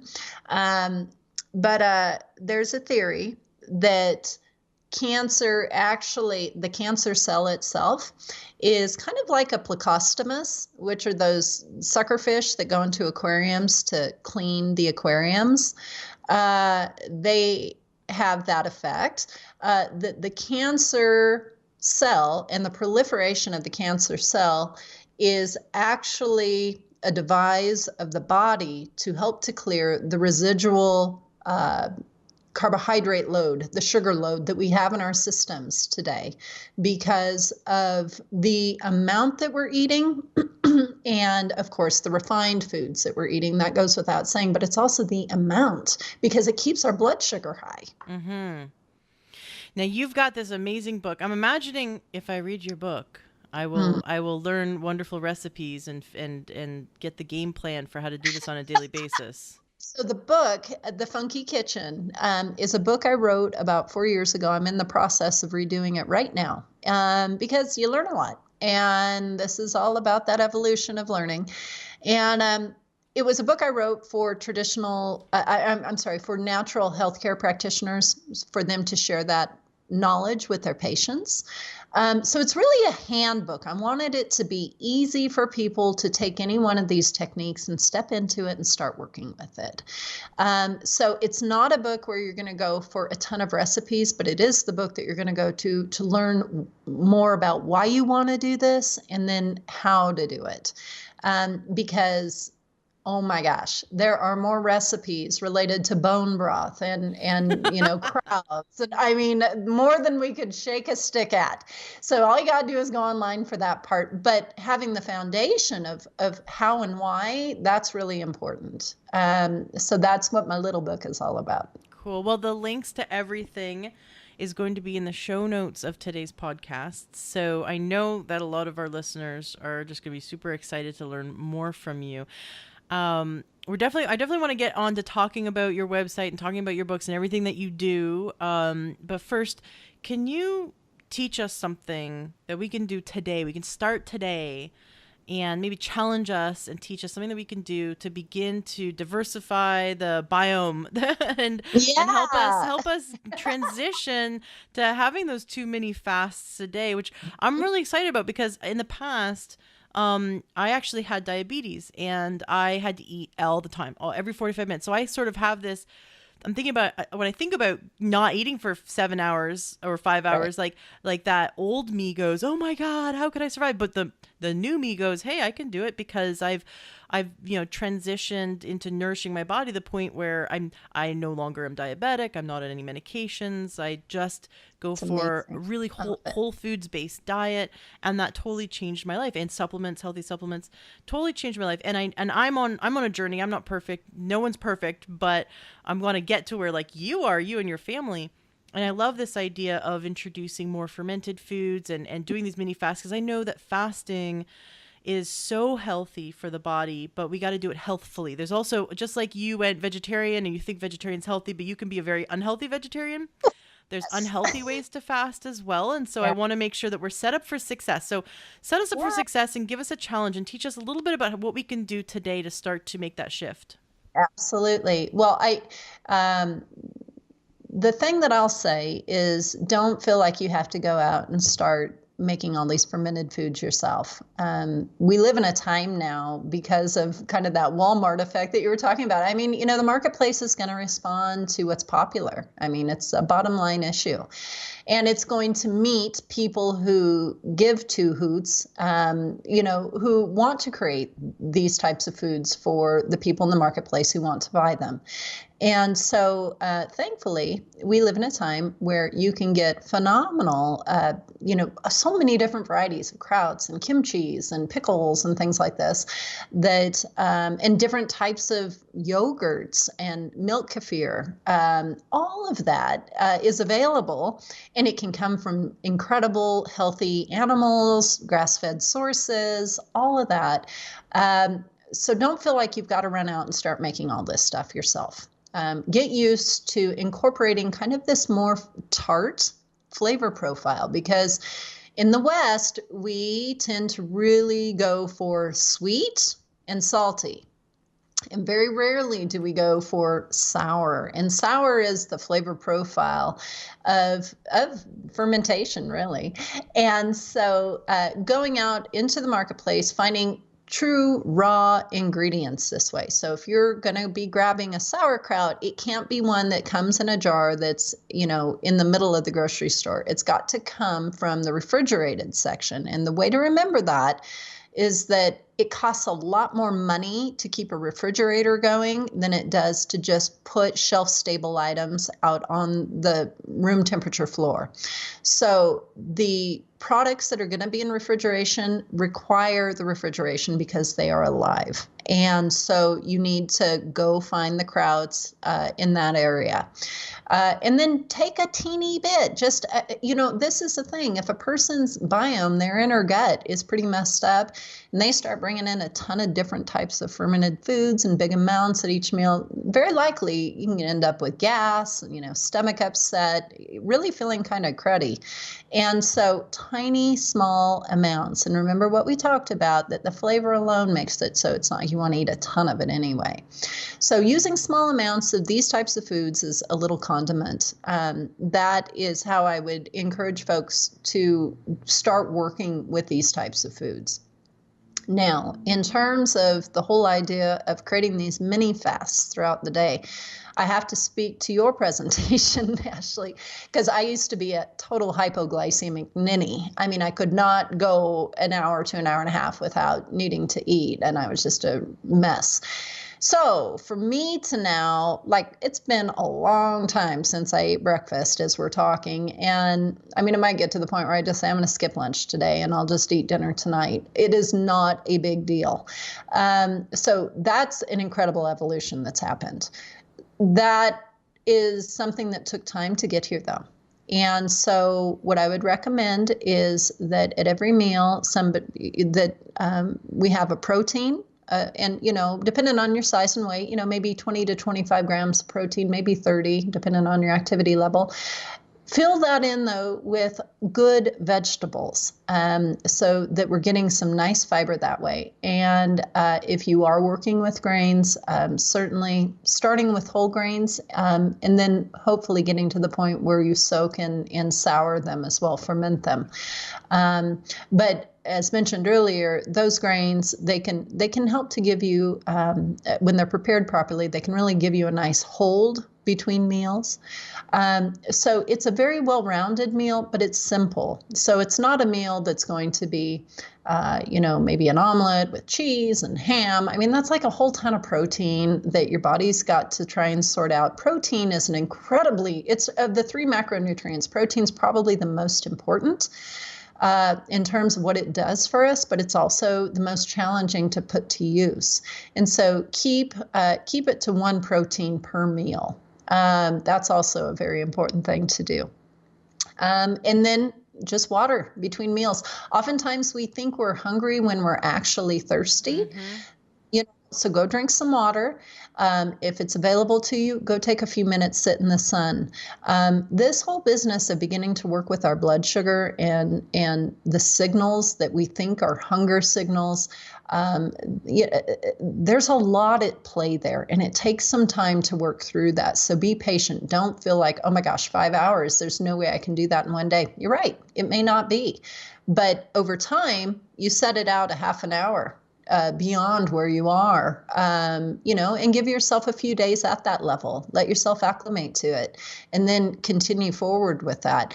And over time, it will work that you start moving in this sugar burner from starting at that point to becoming the fat burner, where you don't have a problem going a nice long while between meals. Your body has acclimated and it knows how to respond to that. Wonderful. So choose a protein. Eat lots of variety of vegetables. Yes. And then if you're going to do a grain, now you say whole grain, you don't mean like whole grain Wonder Bread. You mean actual, like, this is a grain, right? Like you mean. Thank you for the clarity on that. Yes. Well, no, because there's so many products out there. We can go to you're saying like shop the perimeter of the store and then maybe go to like the bulk section of your crunchy granola hippie store. Right. Over here we call it PC. In my neck of the woods in Seattle, it's called PCC. It's a Puget Sound Puget Consumer Co-op, and exactly. It's a smaller version of Whole Foods that's somewhat less expensive. But what I love about a lot of these things are popping up where these co-ops or these they're crunchy hippie granola health food stores. They have rules like Whole Foods. They will not allow any MSG through the door. They will not allow any nitrates or nitrites unless they're naturally derived, like from celery. Right. So your deli meats do not have nitrates or nitrites, which are very damaging to the body, and especially don't feed them to your kids. Yes. They're in hot dogs and all kinds of processed meats and bacon and stuff. So basically, you can get it, but without the nitrates or nitrites. They have they won't have like red dye number 5 or whatever. They have this like long list of foods that they will not allow through the front door. And yes. I love it because I have to be a food detective. So if God forbid I had to go to Albertsons or QFC or whatever, I have to become this massive food detective, and my husband, he has the patience of nothing. He doesn't have patience. He doesn't have patience, and he just stands there, he puts his hands on his hips and kind of gives me this look, like, do you have to read labels now? Do you have yes, to? I do. Yes, I have to read labels. But oftentimes we just don't even shop we just shop the perimeter of the store. But I'm still looking, hunting. Like, you got to make sure that it's organic. And man, I just can't believe how much effort we have to put into being healthy, because it's like that game those minefield. Minecraft. Not Minecraft. It's like Minefield. Where you're like, it's a silly game that comes with Microsoft products, and it's like you click on a box and then it tells you numbers. It's like, there's a mine within 2 squares of you, and so then you click on another square and there's a mine within 1 square of you, and so it's sort of like we're walking around kind of like food. There's food mines everywhere. Well, that is exactly it. When my kids were younger, and we were living in kind of a wonderful community, but it was a little bit more homogenized. Where we live back up in Flagstaff now, I don't know, there's a little bit more leeway to kind of let your freak flag fly and, people don't get too upset about it. Sedona's just south of you, right? Like, I love Flagstaff. Yes, exactly. It's exactly all that. It's that whole flavor up here. And so, there's just more leeway to be who we are. Not that, but I have to tell you, I was like the village herbalist in this more homogenized community. I mean, it was like, oh, the sage one, I'm like, oh God, not really. But I was far and away the most that of anybody there. But I remember my kids and sometimes going to lunch with them when they were in elementary school. And, it was hard to sit there and watch what other kids were eating. I know. And it was super hard. And there have been many conversations I've had with my children over the years where, they're belly aching, why can't we be like everybody else? And, no.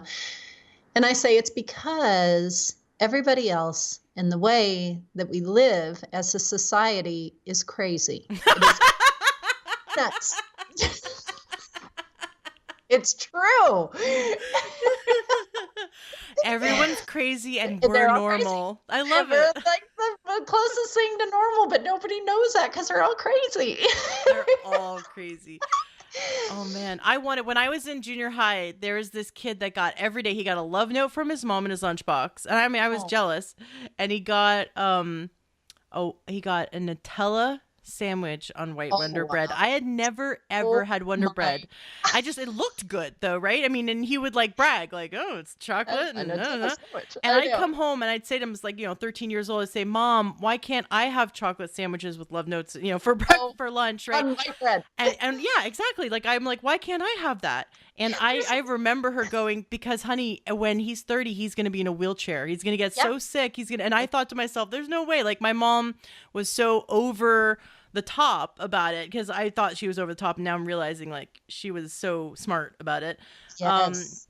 But no, I really wanted those white bread Nutella sandwiches. Yeah. And now I'm like, man, that would be the worst food. That would be like prison food for me. Ever. Oh my God, it truly would be. I would go on a fast. I wouldn't eat it.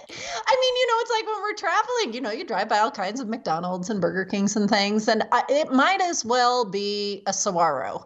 I will no sooner pull into that place for food than I would go chew on a cactus. And so, it's like it just doesn't exist in my reality.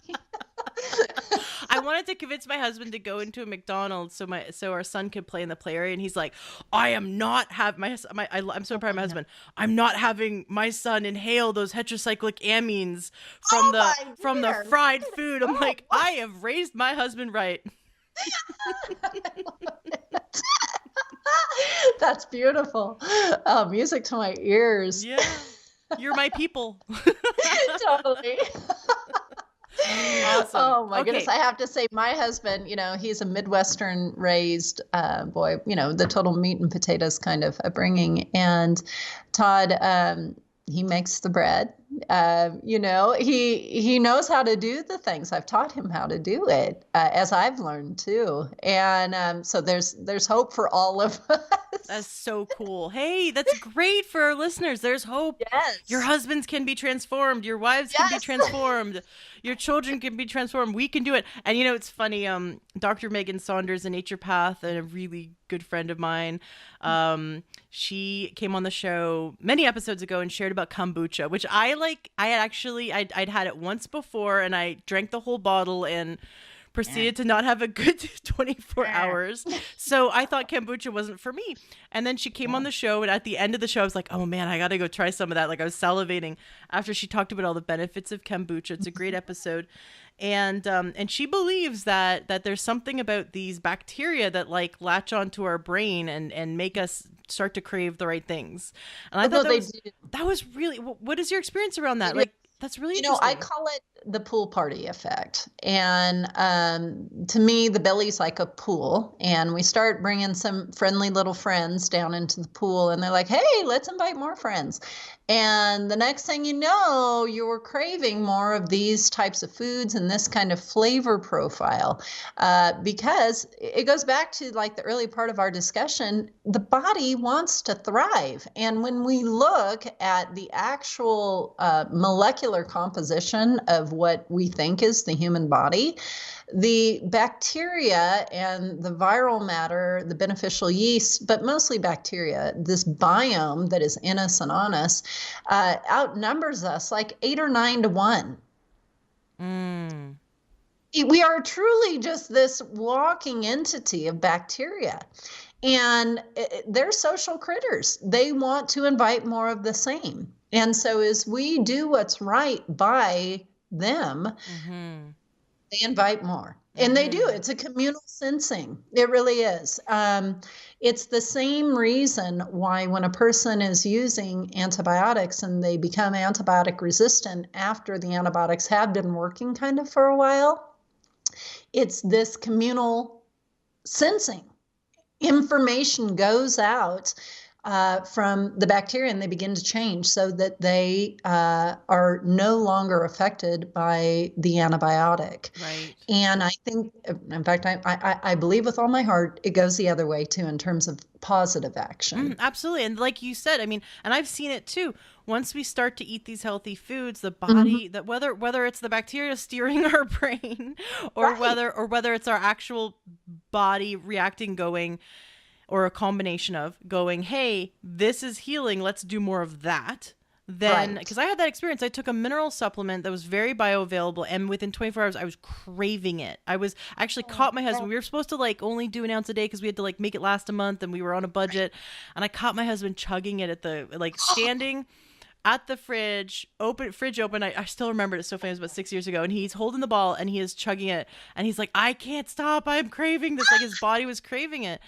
And then we both had that experience. It's like when you get something nutritious and healing to the body's going to tell you.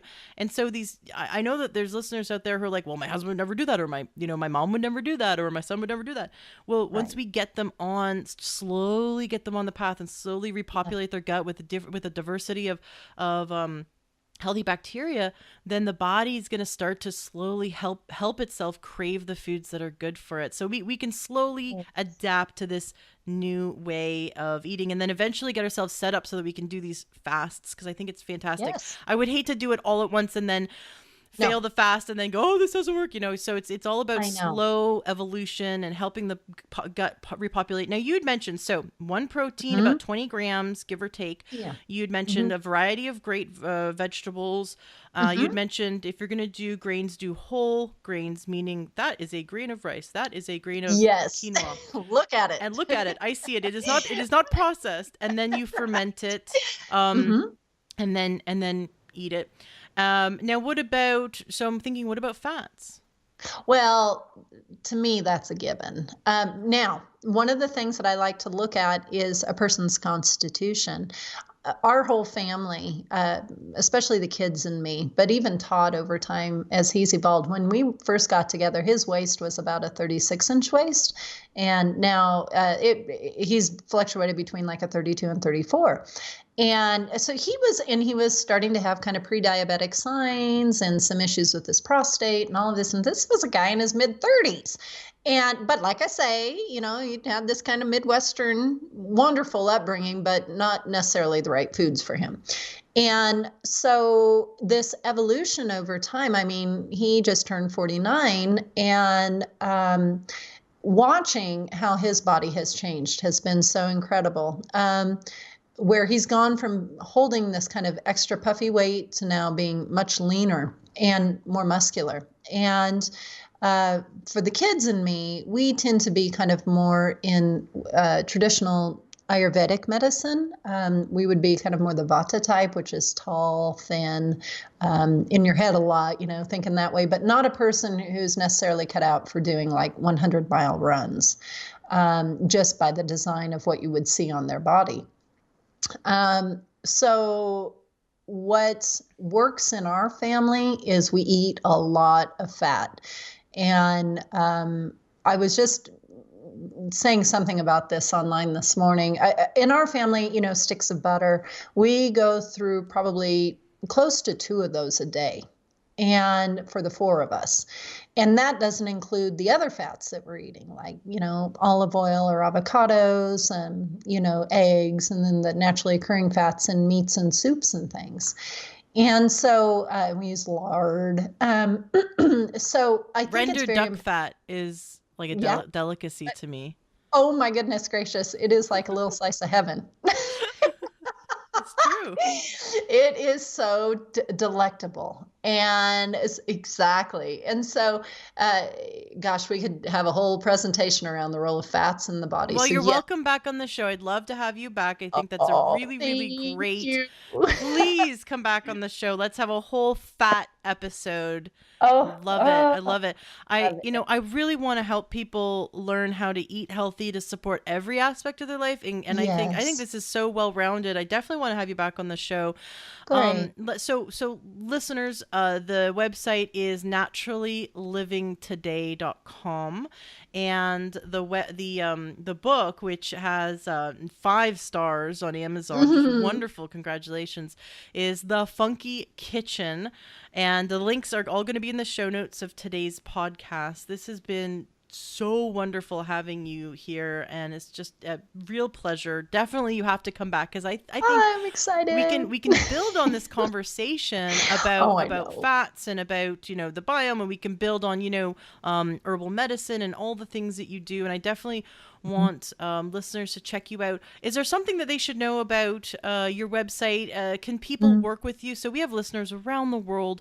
Right. Do you Skype with clients, or do Hmm. do people, if people are locally in Arizona, can they come Yeah. see you? To just give us Yes.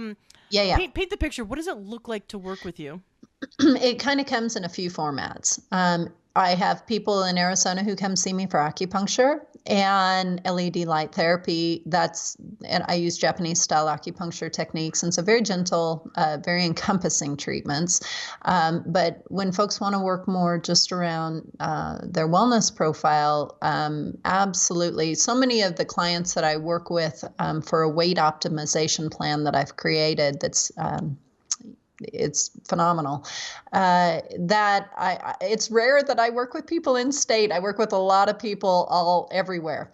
And so I do that. But if someone wants to also just really look at how to do things in this more traditional manner, they can work with me one-on-one, but I also have an online course based off of the Funky Kitchen book. It's called Fresh, Fun, and Flavorful in the Funky Kitchen, and it's funkykitchenfresh.com is that URL. So there are a lot of different ways that folks can be connected with me, and different ways of working with what I've learned and what I want to share. So cool. I want to try it. I want to work with you. I'm at funkykitchenfresh.com. Yes. This is so neat. I want to work with you, and then I can like come on the air and tell people how it went, because like I'm always looking for like what works. I don't want to like promote a fad diet, but this is like getting back to roots, getting back to traditional, getting back to what's really worked for so long. Do you have any stories of success you'd like to share? I mean, besides the stories of your family, which is wonderful, do you have any stories of success helping people to who have struggled with weight to then switch on that fat burner? And please share. Oh my gosh, that's the cool thing. I love seeing that happen in people's lives. And it always, well, I shouldn't get ahead of myself, but it's lab-based work. And so we look at the lab values, and then a whole food nutrition profile is created for that person, so that we're working with food, real food, not bars or shakes or anything. We're working with food as medicine specific to what that person's body is calling for. Yeah, which is super awesome. And when we do that and we couple it with structure around timing and some of the other things I talked about around proteins and veggies and stuff like that, it's amazing how quickly we get a person into a place of so much more robust cellular health. Because we are reducing that inflammatory set point at the cellular level, so that when a person eats, the body can take that information and put it into the cell properly, because they're not in a state of insulin resistance, which is usually where I find people in this instance.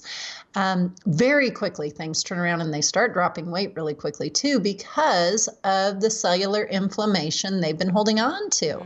And so at a cellular level, that starts to release. And very quickly that turns around. And the thing that is so cool about it is once we get that healed in the first couple of weeks of the heavy lifting, with working with the foods and then the timing and the structure and whatnot, I have seen people, kind of go off rails a bit, like through the holidays, that kind of thing. And they may not continue to lose weight, although sometimes they still do in that period of time, but they don't gain.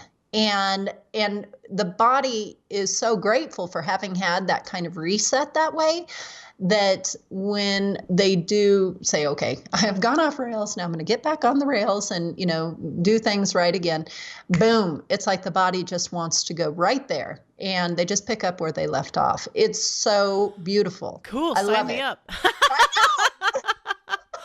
That's awesome. It's so wonderful. So yeah, and it happens all the time. I love it. That's so cool. How long have you been doing that? How long have you been teaching this style and working with your clients in this style of healing? When it comes to this intense food stuff, it's been about 5 years that I have really been very committed to it. And it's interesting because from the beginning of kind of working with this, I immediately started teaching other healthcare practitioners about it. It's not like I went to the public and started doing it. I started teaching other healthcare practitioners. And so, but it came through, like 6-7 years of practical application before I got there. And so it's been something that slowly but surely has really paralleled my work with acupuncture, so that now my week is kind of split between the two, because this type of work I can work with people wherever. Whereas acupuncture, obviously we're one-on-one, we're working together in the office, which is nice too. And these other healthcare practitioners that you've been teaching for the last 5 years, what kind of results have they been getting with their clientele? Oh, they love having this information to share with their people, because what happens is it's this slow and steady progression back to vitality. And that's incredible. And I mean, this is coming from practitioners who have said, who were part of the teaching of, grains are bad and all of this, that they realize, and then they're able to share when it's at the right phase for that patient, that, we can start working with some of these other techniques and let's see how you do with it.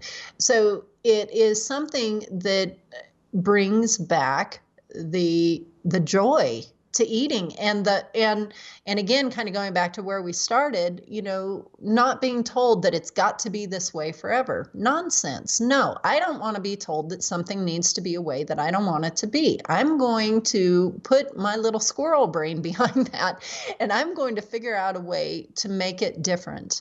And that is what these practitioners are able to do with their patients, so that it doesn't need to be, oh, you get no grains and you've got to, you can never have gluten again and all of these sorts of things. It's incredibly empowering to say, yeah, maybe I can. And to take the self-responsibility of saying, actually, all right, that's maybe a little bit too much for me. I need to pull back from, maybe eating as many grains as the other person who can eat traditionally prepared grains. For me, maybe I don't need quite as much. So there's a level of self-responsibility and self-awareness that comes with working with this as well. And again, what I find is that you get smarter because of it. And you get smarter because those neurotransmitters for our brain, they're generated in the gut. That's where they're made. And so if our gut is functioning more optimally, we are going to be happier and we're going to be smarter.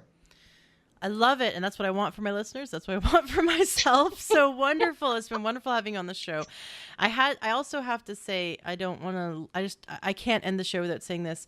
I didn't want to leave any mother shaming them for not breastfeeding, because I in fact couldn't breastfeed, And that was a very emotional, like traumatic experience for me, because I was really like set up to be the perfect mom who was going to breastfeed the crap out of my kid. And then it turns out I could make like 3 ounces a day. It was so, I think I need to go for therapy for it. No, But it's humbling. yeah, it's absolutely humbling. And so what I had to but there's no shame in that. No, and I had to go to formula, which I was just, I was like heartbroken. But right. No, but I ended up doing the best I could at the time. And that's why my doula came and said, number one rule is baby gets fed. Do not like, you're not going to starve your kid over some principles. So I did do my research. I found there's only actually 9 brands of organic formula in the world that I could find, and through doing my research, and I found one that worked with him. And what I did, not when he was an infant, but after 3 months old, I started to make smoothies for him. So I started with avocado, because avocado is the first food you give him, the most gentle, and then kale, and he started to attack kale when he was before he was even 1 year old. He would grab kale out of the grocery cart or out of the grocery bag, because we'd have the grocery bags beside him in the car seat, and we'd get him go to get him out of the car seat, and the kale would be destroyed. It'd be all over the back seat, and he would have eaten all of it, and it would be just shredded everywhere. He loves raw vegetables now. But that's because I would make, and I just very intuitively, I would make smoothies out of the formula and water, and then I'd add one thing. So add add a leaf of kale and blend it, or add some avocado and blend it just enough that there would be some more nutrition in there and some more flavor. And I did it really on an intuitive level. But now that you're saying what you've said about it, it makes so much sense. And my son is really willing to try different things, and it's still a struggle, cool. Like I don't think, there's no perfect kid in the world, but when it comes to eating, eat your vegetables. But he is I think he's doing better, because I, at a very young age, introduced him without bias to these foods slowly.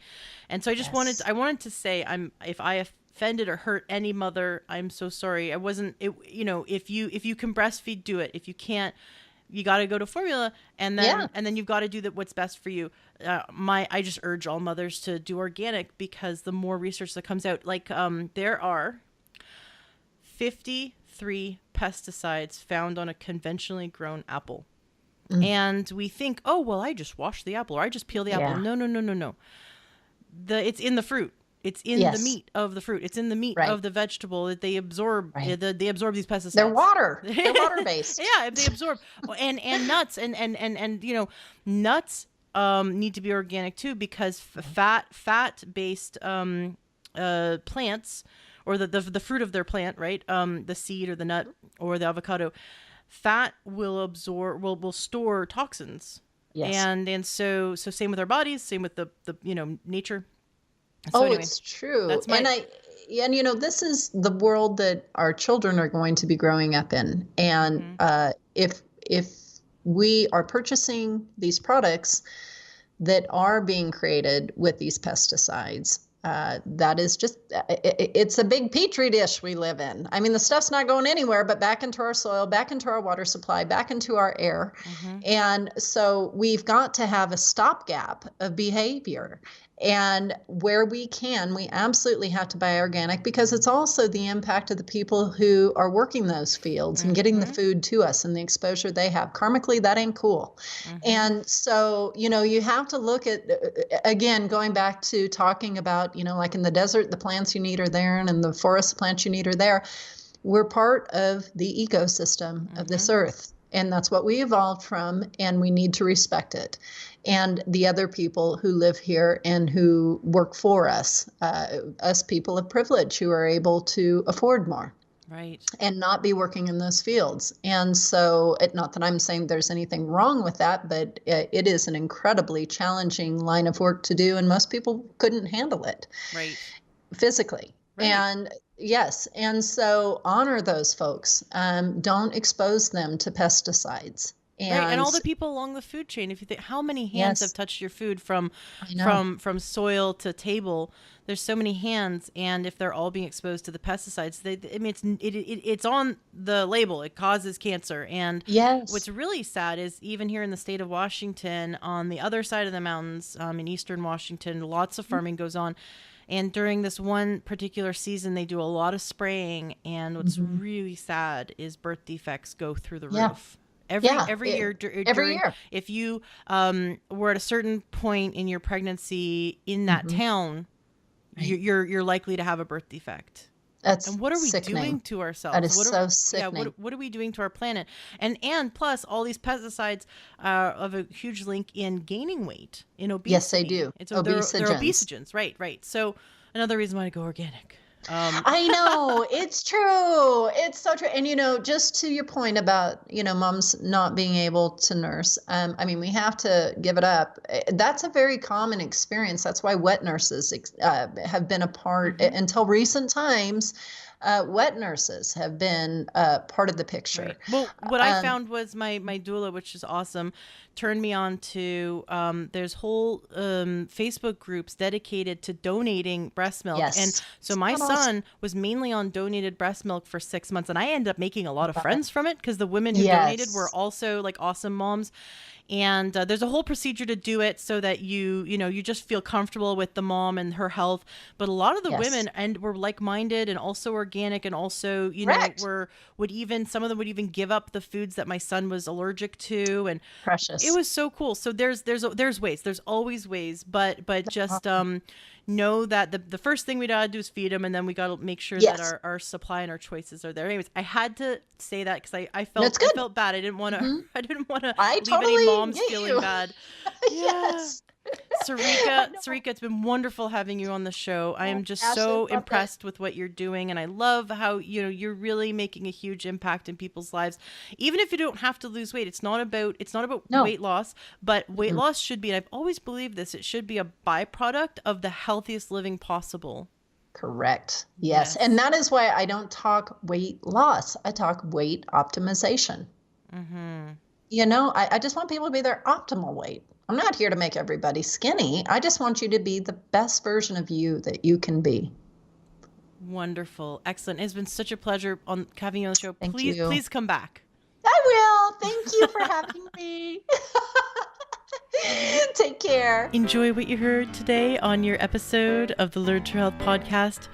Did something move you, inspire you? Did you get great information that's going to change your life? Awesome. That's exactly what I'm here to do, is to help you gain your health back. Please turn around and share this. If this is something that's helped you in any way, share this with those you love. Love the Learn True Health podcast and want to support us? Awesome. You can go to takeyoursupplements.com and you can support us that way. You'll get access to amazing supplements that are just really great quality for a great price. And there'll be someone on the other end of the line to help you pick out your supplements that are right for you. That's takeyoursupplements.com. Or join our membership, learntruehealth.com/join. That's another great way to support our podcast, support our movement, and you'll be supporting yourself. Gain more information, wonderful videos, wonderful trainings, and you'll also be able to share those with those you love as well. So go to learntruehealth.com/join. Want something fun for free? Go to learntruehealth.com, and right there on the front page, you'll see where you can get our free cookbook. I spent a lot of time making it, and it was so much fun. It's really delicious, healthy recipes. And you can also get our 7-day doctor course. Right there, it's 7 days of naturopathic videos sent right to your inbox, and you can learn from top naturopaths on how to gain health naturally. So that's takeyoursupplements.com for wonderful supplements. learntruehealth.com/join to join our awesome membership, which is only open for a limited time. You can get our free healthy cookbook, and you can also get for free 7 days of wonderful naturopathic videos sent to you. Just go to learntruehealth.com and you'll see it right there on the front page. Thank you so much for being a listener, and thank you for sharing and helping others. Let's spread this information and turn this ripple into a tidal wave.